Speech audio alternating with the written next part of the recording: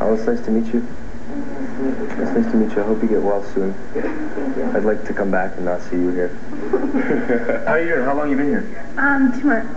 Holy, that long? Have you got in and out? Or? Yeah, I was out for 4 days. Yeah. And then I got a fever, and then I had to come back. They brought you back in.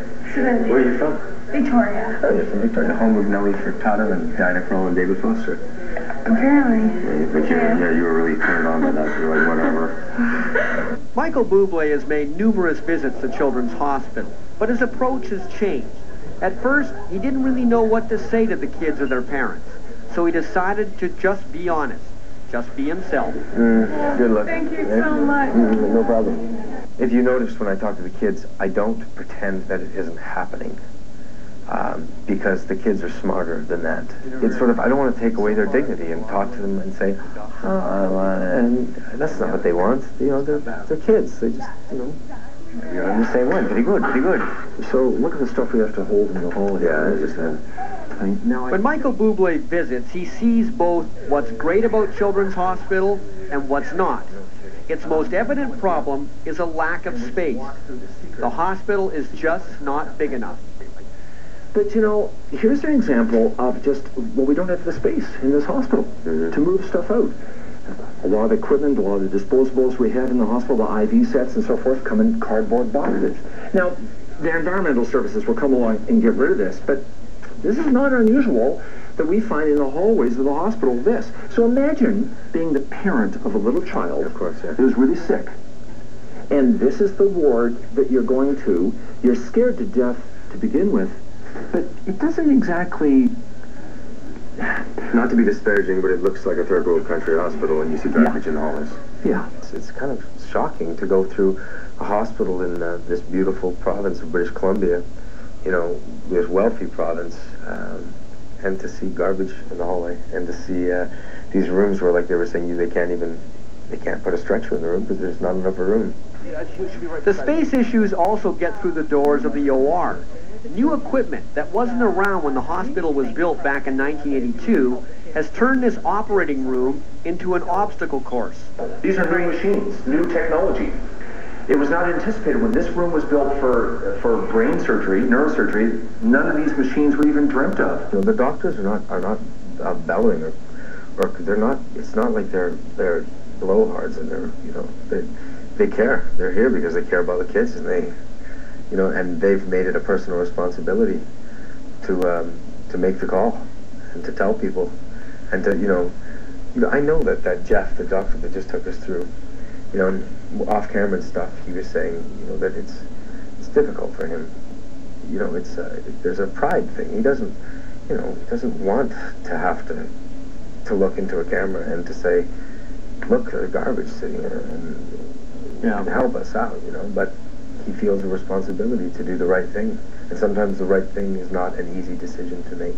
Every time I talk to kids who the families and I ask them how their experiences are, they say that the staff and the doctors are the most beautiful, great people, and the most beautiful, I don't know, but beautiful, sexy, the sexiest doctors. Did they say that? They said sexy. They said that about me? They were tall, dark, and handsome. Me? It's obvious Children's Hospital does incredible work. It's just that an updated facility would make their work that much greater. You can see these families, when you ask them, they say that, they're thrilled with the dedication and the compassion and the technical abilities and all that. It's their family away from home, but they obviously need help. The breathing tube out. Oh, so just breathing on her own? Oh, dude, high five me. That's great. Okay.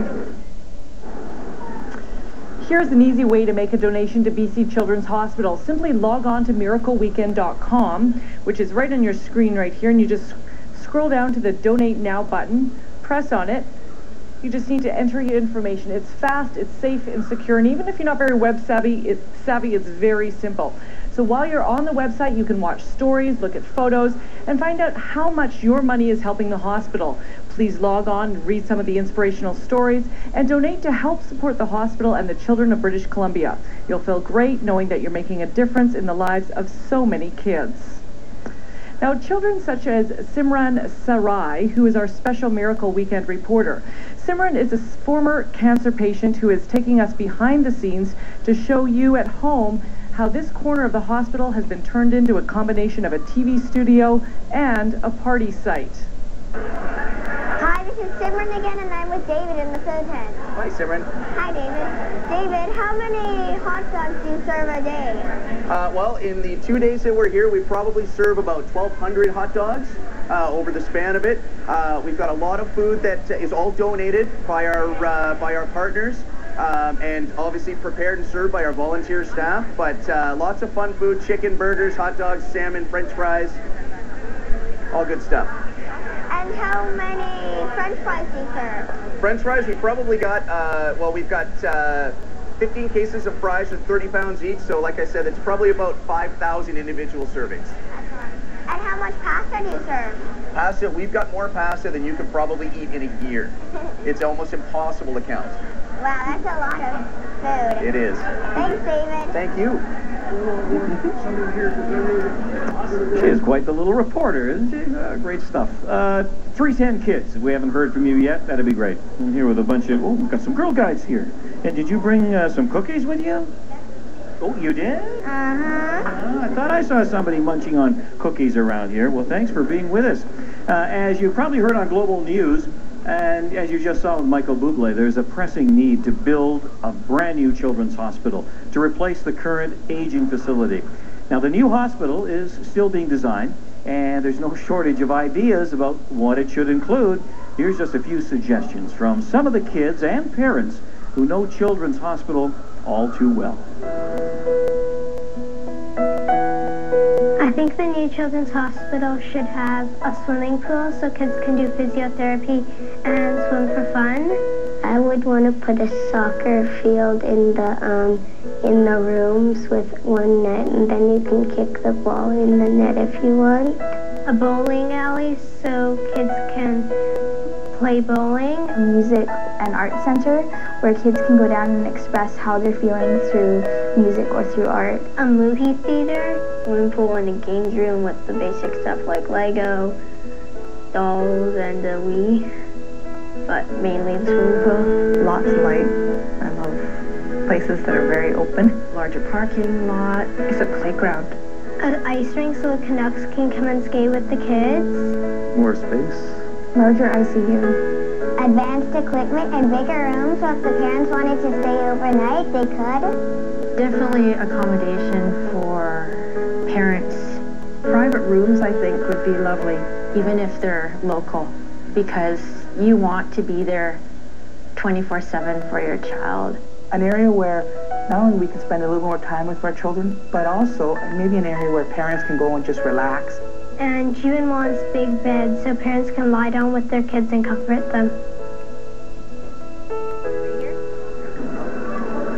Now, being a patient here, I can tell you that the caregivers become like family, sharing in the joy of the child's accomplishments and milestones, but the sad reality is, it also means that there are times when they grieve for a patient they cared for and lost.